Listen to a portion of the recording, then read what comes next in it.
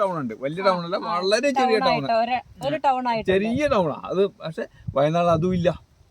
അതാണ് ഈ ഒരു കോൺഫ്ലവർ. അത് എന്ത് പറ്റിയെന്ന് വെച്ചാൽ വയനാടിന്റെ മൊത്തം ജില്ലയിലെ ആളുകൾക്കും പറ്റി. എന്നോട് മൈസൂരിലൊരു സുഹൃത്ത് വിളിച്ചു, അജയേട്ടാ അവിടെ വയനാട്ടിൽ പ്രശ്നം പറ്റിയല്ലോ, ദയവ് ചെയ്ത് എനിക്ക് പ്രശ്നമുണ്ടെങ്കിൽ ഇങ്ങോട്ട് പോരുക, 1-2 മാസം ഇവിടെ നിന്നിട്ട്. ആ ഒരു ചിന്താഗതി പുറമേയുള്ള എല്ലാ ജില്ലക്കാർക്കും പറ്റി, വയനാട് ജില്ല മറ്റു സംസ്ഥാനങ്ങൾക്ക് പറ്റി, മറ്റ് ഇന്ത്യ സംസ്ഥാനത്തിലെ ആളുകളാണ് വയനാട്ടിൽ ഏറ്റവും കൂടി വന്നിരുന്നത്. ഒന്നാമത് ബാംഗ്ലൂരും ചെന്നൈയും ഹൈദരാബാദും ഫോക്കസ് ചെയ്യുന്ന IT മേഖലയായിരുന്നു വയനാടിന്റെ ടൂറിസത്തിന്റെ ഹബ്ബ് അവര്. പക്ഷെ ഇത് നമ്മൾ മനസ്സിലാക്കി കാണണം. പക്ഷെ അവര് കാണുന്നത്, അവര് എല്ലാ മീഡിയാസും കാണേണ്ടത് വയനാട്ടിൽ ഉരുൾപൊട്ടിയാണ്. വയനാട് എവിടെയെന്ന് പോലും അവർക്ക് മനസ്സിലാക്കാൻ പറ്റില്ല. വയനാട് എന്ന് പറയുന്നത് ഒരു ചെറിയൊരു സംഭവമാണ് എന്നൊക്കെ എല്ലാവർക്കും അറിയുന്നത് കൊണ്ടായിരിക്കും വയനാട് എന്ന് പറയുമ്പോഴത്തേനും പോയി എന്നൊരു ഞങ്ങളെയാണെങ്കിലും എല്ലാവരും വിളിച്ചിട്ട് പറയുന്നത് വയനാട്ടിൽ പ്രശ്നമാണല്ലോ, നിങ്ങൾക്ക് എന്തെങ്കിലും പ്രശ്നമുണ്ടോ, നിങ്ങൾക്ക് എന്തെങ്കിലും പ്രശ്നമുണ്ടോ അവിടെയാണോ ആ ഒരു. പക്ഷെ ഞങ്ങൾ ഇത് പറഞ്ഞ പോലെ ട്രാവൽ ഏജൻസി നടത്തുന്നതാണ്.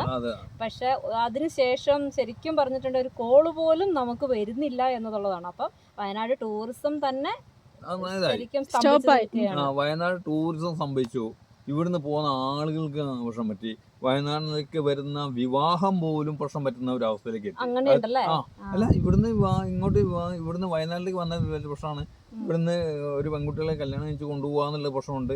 ഇവിടുത്തെ ആൺകുട്ടികൾക്ക് അവിടുന്ന് കൊടുക്കണ്ടെന്നുള്ളത്. അങ്ങനെ എല്ലാ മേഖലയിലും വയനാട് ഒറ്റപ്പെടുന്ന ഒരു രീതിയിലേക്ക് എത്തി. എല്ലാം അത് സാമ്പത്തിക മേഖല, ടൂറിസം മേഖലയില്, സാമൂഹിക മേഖലയില്, വ്യക്തിപരമായ ജീവിത പ്രശ്നങ്ങളില്, എല്ലാം ട്രാൻസ്പോർട്ട് മേഖല, എല്ലാം വയനാട്. ശരിക്കും വയനാട് കൂടുതലും നമ്മള് ഒരു കടക്കാരാണെങ്കിൽ പോലും ടൂറിസം മേഖലകളിലുള്ള അവർ വ്യാപാര സ്ഥാപനങ്ങൾ എല്ലാം തന്നെ സ്തംഭിച്ചു നിൽക്കുകയാണ്. ഇപ്പൊ എനിക്ക് തോന്നുന്നത് അതിനി ഒരു മാസം കഴിയുമ്പോഴത്തേക്കും ചിന്താഗതികൾ മാറി വന്ന് മെല്ലെ മെല്ലെ പതുക്കെ ചെയ്യും എന്നുള്ളതാണ്. അപ്പോൾ ആ ഒരു ചിന്താഗതിയിൽ തന്നെയാണ് ഞങ്ങളൊക്കെ മുന്നോട്ട് പോകുന്നത്. ഇപ്പൊ ഞാനിവിടെ ചെയ്യുന്നത് മഡ് ഹൗസ് ചെയ്തിട്ടുണ്ട്, ഒരു കോഫി ഷോപ്പ് ചെയ്തിട്ടുണ്ട്. ചേങ്ങാടിയിൽ കിട്ടുന്ന തനത് വിഭവങ്ങൾ അതേപോലെ സഞ്ചാരികൾക്ക് കൊടുക്കുക എന്നുള്ളതാണ്. അതിലൊരു കലർപ്പും ഇല്ല. അതേപോലെ വില്ലേജ് ടൂർ സംഘടിപ്പിക്കുന്നുണ്ട്. വില്ലേജ് പറഞ്ഞാൽ കാടിനെ കുറിച്ച് പറഞ്ഞ് മനസ്സിലാക്കിക്കൊണ്ട്, പുഴയെ കുറിച്ച് മനസ്സിലാക്കിക്കൊണ്ട്, ഈ കാർഷിക മേഖലയെ കുറിച്ച് പറഞ്ഞ് മനസ്സിലാക്കിക്കൊണ്ട്, ഗോത്രങ്ങളുടെ ഓരോ വീടുകളെ കുറിച്ച് പറഞ്ഞ് മനസ്സിലാക്കിക്കൊണ്ട് അവരെ